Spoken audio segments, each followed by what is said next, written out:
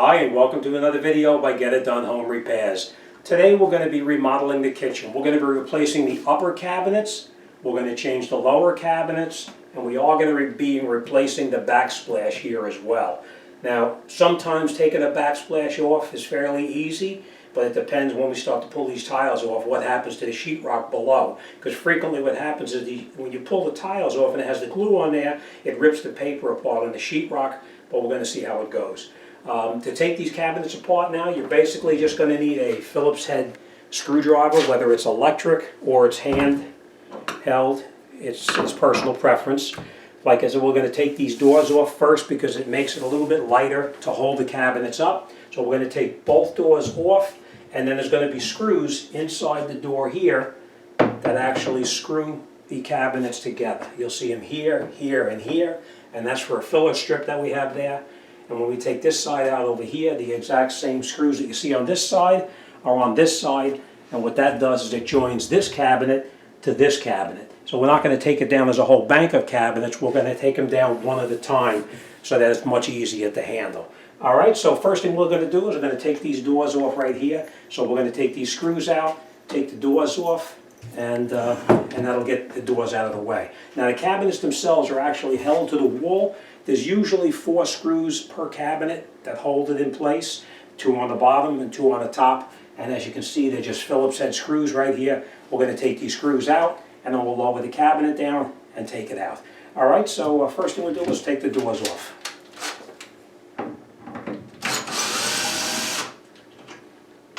Now obviously, I am replacing the countertop as well, but if you were not changing the countertop, you really want to cover it up so you don't do any damage to it. But that's not the case here, we're changing it.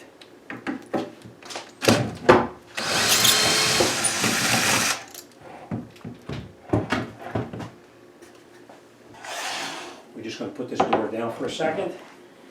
We're going to take the other doors out as well.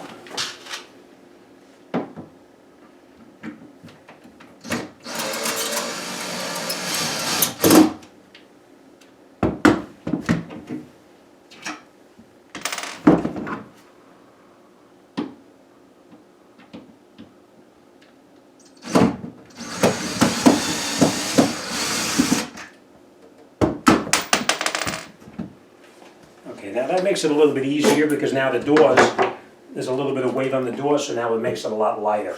We're going to take out this filler strip on the side here just so we have a little more clearance.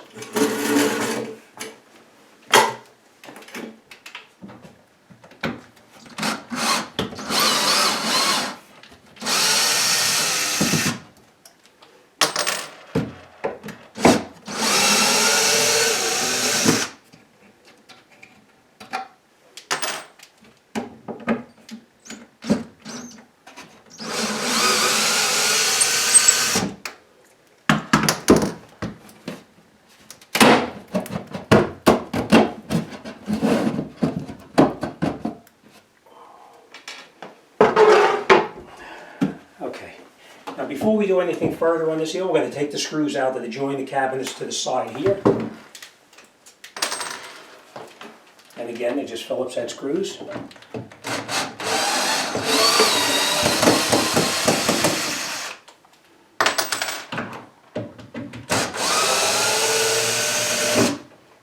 Now at this point, the cabinets are not going to come crashing down because we still have our 4 screws in the back here.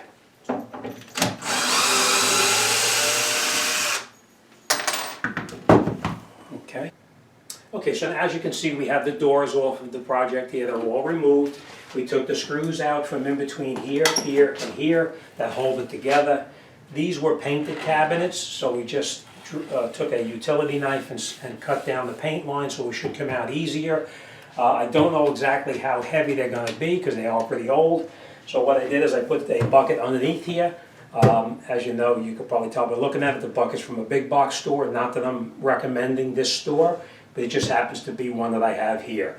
So what I'm going to do is I'm going to take out the 4 screws now. I'm going to take the 2 bottom screws out first, and then I'm going to remove the top screws. I'm going to lower it down onto here, and then we're going to go ahead and take the rest of the bank of cabinets out at the same time.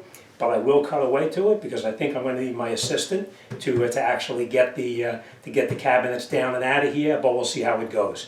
All right, so first thing we're going to do now is let's take these screws out. Let me just grab a pencil. All right, so first thing we're going to do now is we're going to take out the bottom screws first.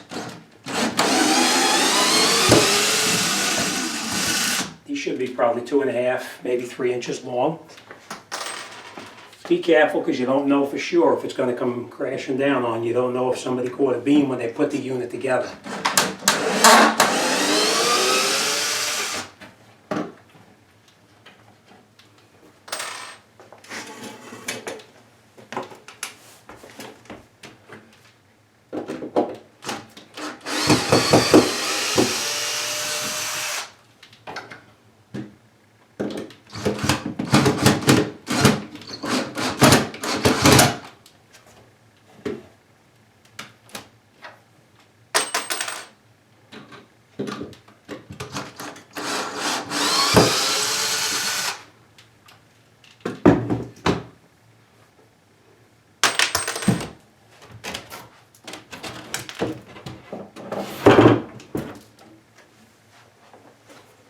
Alright, so now as you can see the cabinet is down. I am going to need an assistant because it is pretty heavy. But now what we're going to do is we're going to just do repetition. What we did here is what we're going to do along the rest of the bank here to get these down. And then we'll come back once this is down and we'll see what we're up against.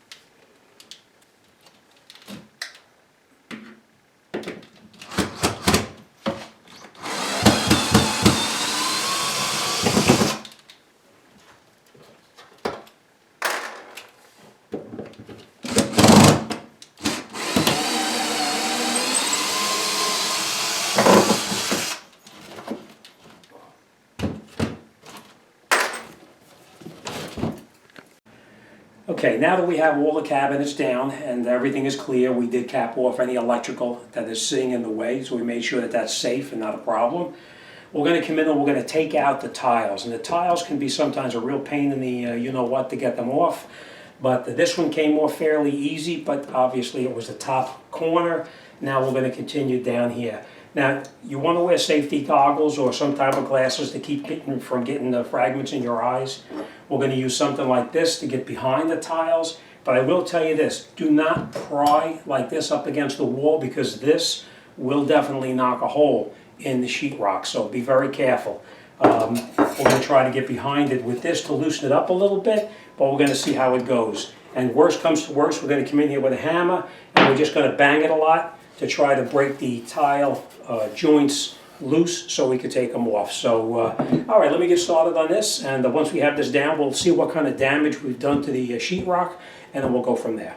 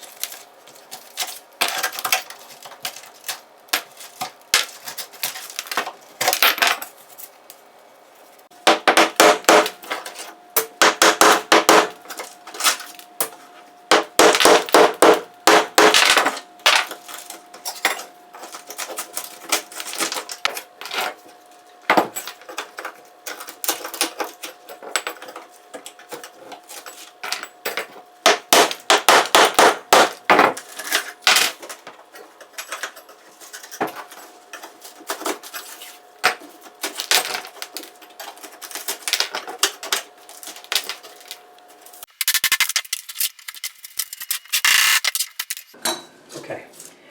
All right, well, as you can see, the tiles didn't come off as easily as we were hoping they would. It did take a lot of the paper off of the sheetrock at the same time. Now, personal preference, I'm going to do it the way I'm going to tell you, but it's personal preference whether you do it this way or not. What I'm going to do is I'm going to come in here and I'm going to strike a line across the top right over here, all the way to that corner, and I'm going to strike a line from the very bottom all the way to the bottom over here. I'm going to cut this with a utility knife, this section here, and I'm going to remove it and get rid of it. We're going to replace the sheetrock with new sheetrock. The other way you could do it too, if you choose to, is you can come in here with spackle, and you can spackle all of this up to try to save the sheetrock. But it's so labor intensive, it's really not worthwhile. You're better off just cut it out, put a new piece of sheetrock in, spackle it, and it's going to be covered with tiling anyway. So the spackle joints were really not as crucial. So, all right, so let me continue, and once I get this cut out and I get the new piece of sheetrock in there, then we'll come back and we'll start putting the project back together.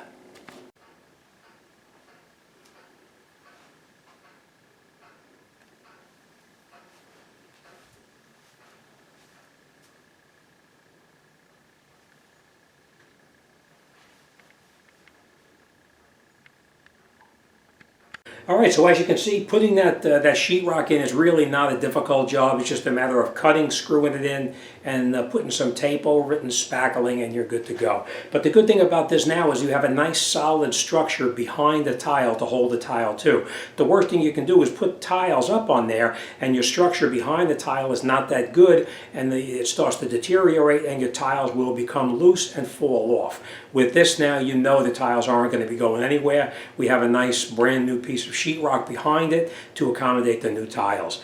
All right, so we will do a video in the future once I get the rest of this job done, but I wanted to get this out there to show you how to remove the tiles and to replace the backsplash. So I will follow up with a video on how to install the tiles, and I will do another video on replacement of the cabinets on the upper as well as on the lower too. All right, as always, thanks for watching, and I'll see you on the next one.